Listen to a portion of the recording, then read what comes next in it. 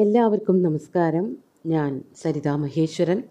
ഇന്ന് ശ്രീകൃഷ്ണവിലാസ മഹാകാവ്യത്തിൻ്റെ 8ാമത്തെ സർഗത്തിലെ 167, 168, 169 എന്നീ 3 ശ്ലോകങ്ങളാണ് നമ്മൾ പഠിക്കാൻ പോണത്.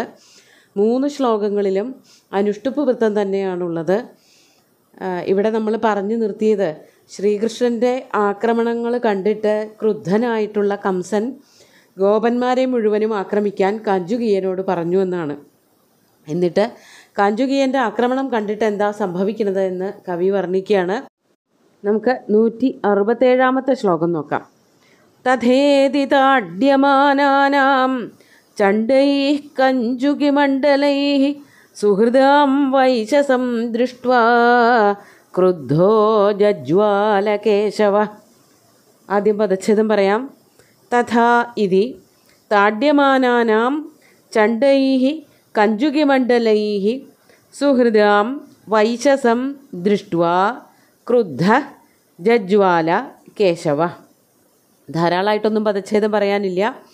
എന്താണ് ഉണ്ടായതെന്നാണെങ്കിൽ, കംസൻ പറയണത് കേട്ടിട്ട് കഞ്ചുകിയനും മറ്റ് ഭടന്മാരെല്ലാവരും കൂടിയിട്ട് ഈ ഗോപന്മാരുടെ നേർക്ക് വന്നു. അതാണ് തഥാ ഇതി, അതാണ് തഥേതി. അങ്ങനെ ആവട്ടെ എന്ന് കഞ്ചുകിയൻ പറഞ്ഞിട്ട് തഥേതി ചണ്ഡൈഃ കഞ്ചുകിമണ്ഡലൈഃ താഡ്യമാനാനാം സുഹൃദാം. ചണ്ഡൈഃ കഞ്ചുകിമണ്ഡലൈഃ, ചണ്ഡന്മാരെന്ന് പറഞ്ഞാൽ വളരെ ക്രൂരന്മാരായിട്ട് ആക്രമണോത്സുകന്മാരായിട്ട് ക്രുദ്ധരായി വരുന്നവരായ, അതാണ് ചണ്ഡന്മാർ. അങ്ങനെയുള്ള കഞ്ചുകി മണ്ഡലങ്ങൾ, കഞ്ചുകിമാരുടെ കൂട്ടം, അതായത് ഭടന്മാരുടെ കൂട്ടം, രാജാവ് പറഞ്ഞയച്ചതായ, കംസൻ പറഞ്ഞയച്ചതായിട്ടുള്ള ഭടന്മാരുടെ കൂട്ടം, അവരാൽ, അത് തൃതീയ ബഹുവചനത്തിൽ പറയാണ്, അവരാൽ താഡ്യമാനാനാം സുഹൃദാം. താഡ്യമാനാനാം, താഡ്യമാന എന്ന് പറഞ്ഞാൽ ആക്രമിക്കപ്പെടുന്നവർ. ഈ ഗോപന്മാരെ ആക്രമിക്കാൻ വേണ്ടിയിട്ടാണല്ലോ ഭടന്മാരൊക്കെ വന്നത്. ആ ഒരു കാഴ്ചയെ പറ്റിയിട്ടാണ് പറയണത്. ഭടന്മാരാൽ ആക്രമിക്കപ്പെട്ട ഗോപന്മാരുടെ, സുഹൃത്തുക്കളുടെ ഗോപന്മാരുടെ അവസ്ഥ കണ്ടിട്ട്, താഡ്യമാനാനാം സുഹൃദാം വൈശസം ദൃഷ്ട്വ. വൈശസം എന്ന് പറയുമ്പോൾ അവിടെ മരണം എന്നർത്ഥമുണ്ട്, അല്ലെങ്കിൽ ആഘാതം. ഈ കഞ്ചുകിമാർ കൊടുക്കുന്നതായിട്ടുള്ള ആഘാതങ്ങൾ, അടിയോ ഇടിയോ അല്ലെങ്കിൽ മറ്റു തരത്തിലുള്ള ആക്രമണങ്ങൾ, മുറിവോ അങ്ങനെയൊക്കെയുള്ളത് കണ്ടിട്ട്, വൈശസം ദൃഷ്ട്വ കേശവ, കേശവൻ എന്താ ചെയ്തത്? ക്രുദ്ധ കേശവ. ഈ കാഴ്ച കണ്ട് അത്യന്തം ക്രുദ്ധനായിട്ടുള്ള കേശവൻ ജജ്വാല, ജജ്വാല എന്ന് വെച്ചാൽ ജ്വലിച്ചു. ദേഷ്യം വന്നിട്ട് അടുത്ത ഒരു നടപടിയിലേക്ക്, ഇപ്പം തന്നെ കംസനെ എന്തെങ്കിലും ചെയ്യുമെന്നുള്ളൊരവസ്ഥയിലേക്ക് എത്തി. ദേഷ്യം എന്നുള്ളത് മനസ്സിലൊന്നുമല്ല, മുഖത്ത് തന്നെ നല്ലവണ്ണം പ്രതിഫലിച്ചിരുന്നു. അതുകൊണ്ടാണ് തീ കത്തണ പോലെ, ജ്വലിക്കുക എന്നൊക്കെ പറഞ്ഞാൽ തീയാണ്, തീ കത്തണത് പോലെയായിരുന്നു കേശവൻ്റെ മുഖം. ദേഷ്യപ്പെട്ടുകൊണ്ട് കംസനോടുള്ള ദേഷ്യം തീർക്കാൻ വേണ്ടിയിട്ട് അടുത്ത നടപടിയിലേക്ക് കടക്കാൻ പോവുകയാണ്. അങ്ങനെ ജ്വലിച്ച് നിൽക്കുകയാണ്. അഗ്നി ആളിക്കത്തുന്നത് പോലെ കേശവന് ദേഷ്യം വന്നു.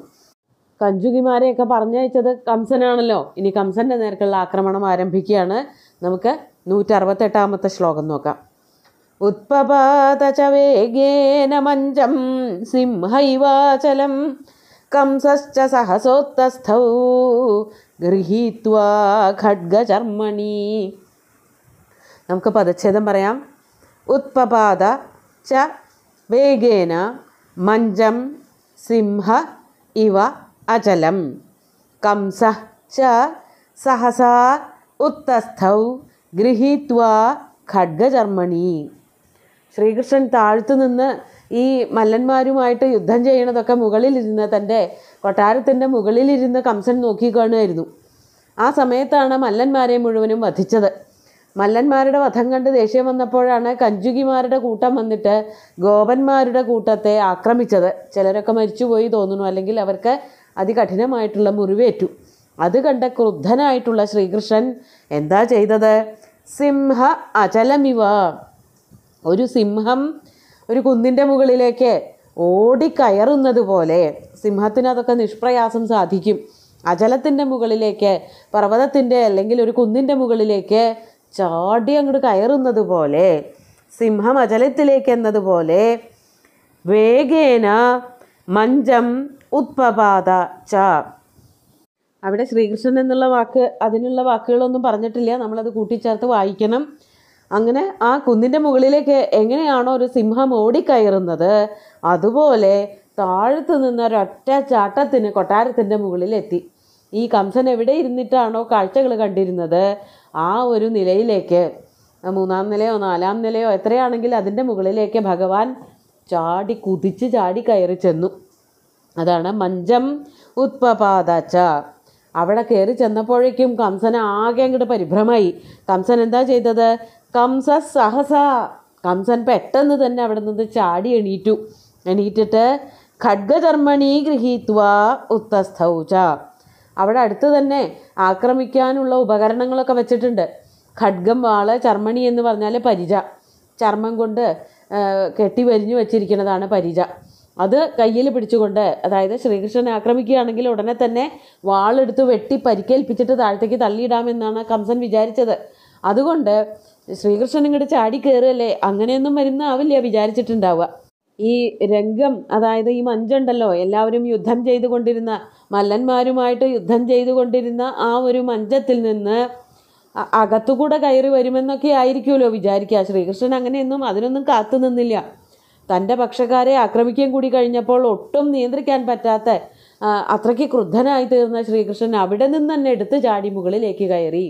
പെട്ടെന്ന് ശ്രീകൃഷ്ണനെ ഒട്ടും പ്രതീക്ഷിക്കാതെ കണ്ടപ്പോൾ കംസൻ എന്താണ് ചെയ്തത്? അവിടെ താഴെ വച്ചിരുന്നതായ, ആക്രമിക്കാൻ വേണ്ടി തയ്യാറാക്കി വച്ചിരുന്നതായ വാളും പരിചയും എടുത്തു. രാജാക്കന്മാരുടെ കയ്യിൽ പൊതുവെ എപ്പോഴും അരക്കെട്ടിലിങ്ങനെ വാള് ഞാത്തി ഇട്ടിട്ടുണ്ടാവും. തൻ്റെ സന്ദർഭങ്ങൾ എപ്പോഴാണോ, ആവശ്യമുള്ള സന്ദർഭങ്ങൾ എപ്പോഴാണോ വരിക എന്നറിയില്ലല്ലോ. ഇവിടെ പ്രത്യേകിച്ചും കയ്യിൽ സൂക്ഷിച്ചിരുന്നു. ശ്രീകൃഷ്ണനാണ് എതിരാളി, വരുന്ന വരവിൽ തന്നെ പലതും ചെയ്തു കഴിഞ്ഞിട്ടുണ്ട്. തൻ്റെ നേർക്ക് ഏത് തരത്തിലുള്ള ആക്രമണം വരിക എന്നുള്ളത് മാത്രമേ അറിയാതെ ഇരുന്നുള്ളൂ. ബാക്കിയെല്ലാം ഒരുവിധം വിചാരിച്ച പോലെയൊക്കെ തന്നെ നടന്നു. യാഗശാല തകർത്തു, അവിടെയുള്ള ആൾക്കാരെയൊക്കെ തല്ലി ഓടിച്ചു. അത് കഴിഞ്ഞ് പിറ്റേ ദിവസം ആനയെ കൊന്നു, പാപ്പാനെ കൊന്നു, അതോടൊപ്പം തന്നെ മല്ലന്മാരെ കൊന്നു. ഇനി എന്താണ് അടുത്തതെന്ന് ആലോചിച്ചുകൊണ്ടിരിക്കുമ്പോഴേക്കും ശ്രീകൃഷ്ണൻ്റെ ശക്തി ക്ഷയിപ്പിക്കാൻ വേണ്ടിയിട്ടാണ് പക്ഷക്കാരെ മുഴുവനും അടിച്ചോടിക്കാൻ പറഞ്ഞത്.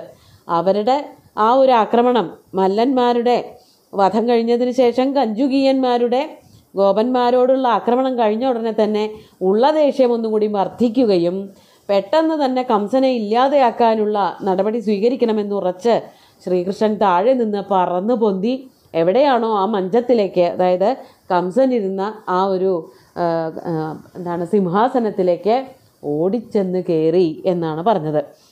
അങ്ങനെ ചെന്നപ്പോഴേക്കും തടുക്കാൻ വേണ്ടിയിട്ട് വാളോങ്ങുകയും പരിച കൊണ്ട് തടുക്കുകയും ഒക്കെ ചെയ്തു. പക്ഷേ കാര്യമൊന്നും ഉണ്ടായില്ല. മരണത്തിൻ്റെ അടുക്കൽ എത്തിക്കഴിഞ്ഞു കംസൻ. നമുക്ക് അടുത്ത ശ്ലോകം കൂടി നോക്കാം.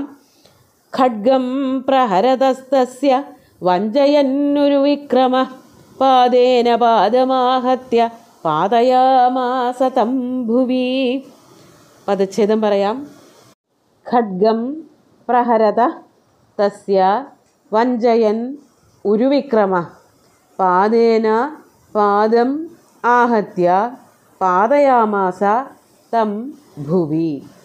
ശ്രീകൃഷ്ണനെ പറ്റിയിട്ട് കവി പറയാണ് ഉരുവിക്രമം എന്ന് പറഞ്ഞാൽ, ഉരു എന്ന് പറഞ്ഞാൽ മഹാൻ, തടുക്കാൻ പറ്റാത്ത അത്രയ്ക്ക് വിക്രമം, പരാക്രമം, അല്ലെങ്കിൽ അടുത്തൊരു ചുവടുവെപ്പ് എന്താണ് എന്നുള്ളത് മറ്റുള്ളവർക്ക് പ്രവചിക്കാൻ പറ്റാത്തവനായിട്ടുള്ള ആ ശ്രീകൃഷ്ണൻ, അങ്ങനെയുള്ള ഭഗവാൻ, ആ ശ്രീകൃഷ്ണൻ്റെ ആക്രമണമാണ് പറയണത്. അതായത് കംസനെ വധിക്കാൻ വേണ്ടിയിട്ട് തന്നെയാണ് മുകളിൽ കയറിയത്. ആ സമയത്ത് ശ്രീകൃഷ്ണനെ വാളുകൊണ്ട് പ്രഹരിക്കാൻ പുറപ്പെട്ടു കംസൻ. അതാണ് പ്രഹരത തസ്യ ഖഡ്ഗം വഞ്ചയൻ. ശ്രീകൃഷ്ണനെ വാളോങ്ങി വെട്ടാൻ നോക്കിയ കംസൻ്റെ വാളോങ്ങലിൽ നിന്നും വെട്ടിമാറിക്കൊണ്ട് അവിടെ നിന്ന് പെട്ടെന്ന് ഒഴിഞ്ഞു മാറാൻ പറ്റി. ഇതൊക്കെ മുമ്പ് പഠിച്ചിട്ടുണ്ടോ എന്നുള്ളതൊക്കെയാണ് ഗോപന്മാർക്ക് വന്ന സംശയം. ഈ മല്ലന്മാരെ എങ്ങനെയാണ് ആക്രമിച്ചത്, ആനയെ എങ്ങനെയാണ് ആക്രമിച്ചത്, ഇപ്പോൾ കംസൻ്റെ നേർക്ക് എങ്ങനെയാണ് ആക്രമണം അഴിച്ചു വിടുന്നത് എന്നുള്ളതും ഗോപന്മാർക്ക് ഒന്നും മനസ്സിലായില്ല. നോക്കിക്കൊണ്ട് നിൽക്കാൻ മാത്രമേ അവർക്ക് അറിയുള്ളൂ. അങ്ങനെ അവർ നോക്കിക്കൊണ്ട് നിൽക്കണ സമയത്ത് ശ്രീകൃഷ്ണൻ ആ വാളുകൊണ്ടുള്ള പ്രഹരത്തിൽ നിന്നും ഒഴിഞ്ഞു മാറി. പ്രഹരത തസ്യ ഖഡ്ഗം വഞ്ചയൻ, ആക്രമിക്കാൻ, മുറിവേൽപ്പിക്കാൻ വേണ്ടിയിട്ട് ഓങ്ങിയതായ വാളിൽ നിന്നും മാറിയിട്ട്, ആ വാളിൻ്റെ ഒരു ഇരയാവാൻ നിൽക്കാതെ എന്താ ചെയ്തത്? മാറി ഇങ്ങോട്ട് വന്ന ഉടനെ തന്നെ പാദേന പാദം ആഹത്യ. തൻ്റെ കാലുകൊണ്ട് ശ്രീകൃഷ്ണൻ കംസൻ്റെ കാലിൽ നോക്കി ഒരു ചവിട്ട് കൊടുത്തു. അതാണ് പാദേന പാദം ആഹത്യ, താടയിത്വ എന്നർത്ഥം. അങ്ങനെ ചവിട്ടിയിട്ട് തം ഭുവി പാതയാമാസ. ഒട്ടും പ്രതീക്ഷിച്ചില്ല കംസനത്. മുകളിൽ നിന്നുകൊണ്ടുള്ള ആക്രമണത്തിൻ്റെ ഇടയ്ക്ക് ശ്രീകൃഷ്ണൻ കാലിലൊരു ചവിട്ട് കൊടുത്തു. കാലിൽ ചവിട്ട് കിട്ടിയപ്പോൾ തന്നെ കംസൻ്റെ നില തെറ്റിപ്പോയി. ആ മുകളിൽ നിന്ന്, വരാന്തയിൽ നിന്ന് താഴത്തേക്ക് അങ്ങോട്ട് വീഴുകയും ചെയ്തു. അതാണ് ഉണ്ടായത്. മുകളിൽ വെച്ച് എന്തെങ്കിലും ആക്രമണം നടത്തിയിട്ട് അവിടെ വെച്ച് വാളുകൊണ്ട് വെട്ടിക്കൊല്ലാം എന്നൊക്കെ ആവും കംസൻ വിചാരിച്ചിട്ടുണ്ടാവുക. പക്ഷേ വാളിൻ്റെ വാൾ തലപ്പിൽ നിന്നും ശ്രീകൃഷ്ണൻ ഒഴിഞ്ഞു മാറുകയും ചെയ്തു. പോരാത്തതിന് കംസൻ്റെ കാലിലേക്കൊരു ചവിട്ടും കൊടുത്തു. അതോടുകൂടി നിന്ന നിൽപ്പിൽ നിന്നും ബാലൻസ് തെറ്റി താഴത്തേക്ക് മറിഞ്ഞു വീഴുകയും ചെയ്തു കംസൻ എന്നാണ് ഇവിടെ കവി വർണ്ണിച്ചിരിക്കുന്നത്. വൈകാതെ തന്നെ മരണവും സംഭവിക്കും. അത് അടുത്ത ദിവസമാണ്. ഇന്ന് നമുക്ക് ഈ ശ്ലോകങ്ങൾ ഒന്നുകൂടി ചൊല്ലി നോക്കാം. തഥേതി താഡ്യമാനാനാം ചണ്ഡൈഃ കഞ്ചുകിമണ്ഡലൈഃ സുഹൃദാം വൈശസം ദൃഷ്ട്വാ ക്രുദ്ധോ ജജ്വാലകേശവഃ ഉത്പപാത ച വേഗേന മഞ്ജം സിംഹൈവാചലം കംസശ്ച സഹസോത്തസ്ഥൗ ഗൃഹീത്വാ ഖഡ്ഗചർമ്മണി ഖഡ്ഗം പ്രഹരതസ്തസ്യ വഞ്ചയന്നുരു വിക്രമ പാദേന പാദമാഹത്യ പാതയാമാസ തം ഭുവി. അങ്ങനെ കംസൻ്റെ മരണം അടുത്തു കഴിഞ്ഞു.